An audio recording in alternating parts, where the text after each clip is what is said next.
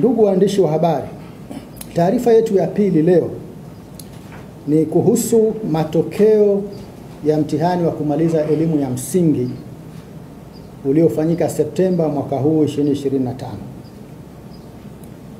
Baraza limeidhinisha kutangazwa rasmi kwa matokeo hayo katika kikao chake cha 168 kilichofanyika tarehe 1 Novemba 2025 katika ofisi hizi za baraza.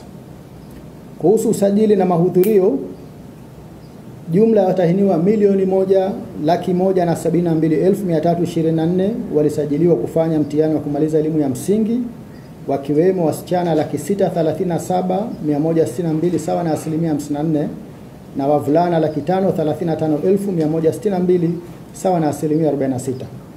Kati ya watahiniwa waliosajiliwa, watahiniwa wenye mahitaji maalum walikuwa 4,682 sawa na 0.4%. Mahudhurio katika mtihani huu yalikuwa 98% sawa na watahiniwa 1,146,231.